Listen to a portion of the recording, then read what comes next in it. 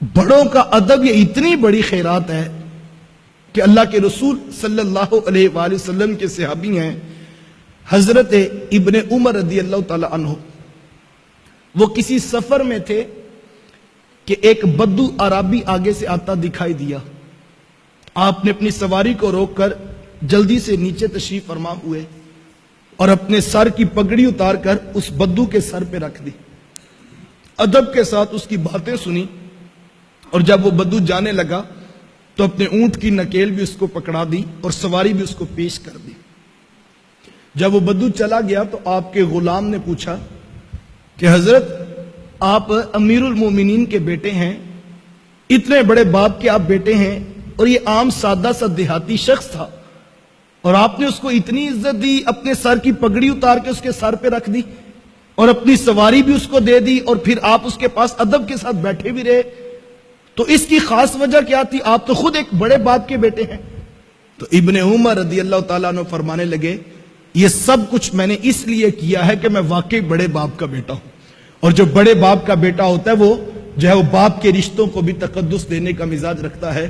کہ اصل بات یہ ہے کہ یہ جو عربی تھا نا, جب میرے باپ حضرت عمر رضی اللہ تعالیٰ عنہ موجود تھے نا, تو یہ عربی آیا کرتا تھا تو میرے باپ ان کو دیکھ کر خوش ہوا کرتے تھے, تو میرا جی چاہا کہ آج باپ کے رشتے کو عزت عطا کر دو. تو یہ آداب تھے جو معاشرے کے اندر موجود تھے, بڑوں کا ادب, بڑوں کو عزت دینا, اور یہ بہت بڑی سعادت مندی گنی جاتی.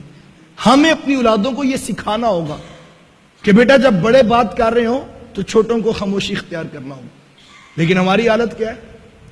ہماری ڈرائنگ روم کی ٹیبل پر چند لوگ بیٹھے تھے اور ایک نوجوان جو ہے وہ ترکی بترکی جو ہے بڑوں کو جواب دے رہا تھا اور دلائل کے انبار لگا رہا تھا, اور سب خاموش تھے کہ سفید بالوں والے بھی چپ بیٹھے تھے کہ اب اس بچے کو کیا سمجھائیں.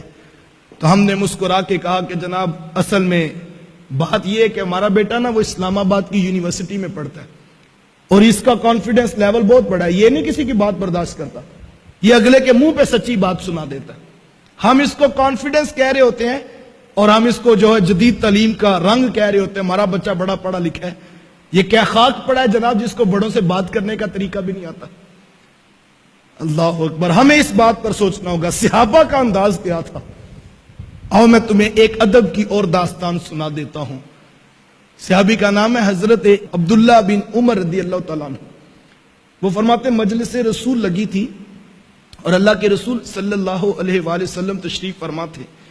صحابہ بیٹھے تھے کہ حضور نے ایک سوال صحابہ سے پوچھا اور حضور فرمایا کہ صحابہ یہ بتاؤ کہ وہ کون سا درخت ہے جس کی مثال مومن کی سی ہے.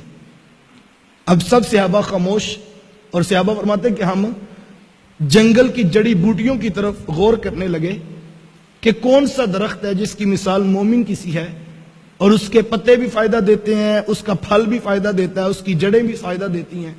فرماتے ہم سوچنے لگے کہ وہ کون سا درخت ہے جس کی مثال مومن کی سی ہے اور جو نفع بخش ہوتا ہے. فرماتے تھوڑی دیر جب گزری اور کسی کو جواب نہ آیا تو حضور علیہ السلام نے وقفہ سکوت توڑتے ہوئے خود ارشاد فرمایا کہ صحابہ وہ تو کھجور کا درخت ہے. اب مجلس برخاست ہو گئی, صحابہ اٹھ کر گھروں کو جانے لگے. جب گھر پہنچے تو حضرت عمر رضی اللہ تعالیٰ عنہ کے بیٹے اپنے والد ماجد سے عرض کرتے ہیں کہ ابا جی آج حضور نے سوال کیا تھا نا, اور حضور نے پہلی پوچھی تھی کہ وہ کون سا درخت ہے جس کی مومن کی سی مثال ہے. حضرت عمر رضی اللہ تعالیٰ عنہ فرمایا کہ ہاں بیٹا حضور نے یہ بات پوچھی تھی. تو کہا کہ پھر جواب اس وقت تو کسی کے ذہن میں نہیں آیا. تو ابن عمر رضی اللہ تعالیٰ عنہ عرض کرتے ہیں اللہ کی قسم ابا جی مجھے جواب آتا تھا. تو کہا بیٹا آپ نے بتایا کیوں نہیں؟ اگر آپ بتاتے تو مجھے بھی خوشی ہوتی کہ عمر کے بیٹے کو جواب آتا تھا. تو ابن عمر نے کتنا خوبصورت جواب دیا. کہا ابا جی میں نے صرف اس لیے جواب نہیں دیا کہ جب ابو بکر و عمر جیسی شخصیات چپ بیٹھی ہیں تو پھر میں جواب کیوں دوں. یہ تھا وہ ادب جو صحابہ کے بچوں کو بھی آتا تھا.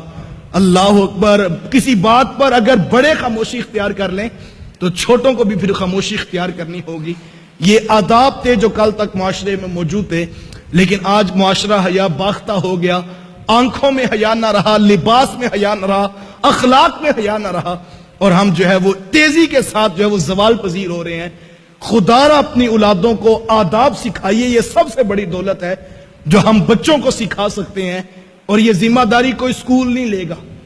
اسکول آپ کے بچے کو رٹا توتا بنائے گا، اسکول آپ کے بچے کو جو ہے وہ ایک کاغذ ڈگری کا دے گا، اسکول آپ کے بچے کو 30 سے 40 ہزار کی نوکری تو دلوا سکتا ہے جناب، لیکن اخلاق آپ نے خود اپنے بچوں کو، اپنی اولادوں کو سکھانے ہیں۔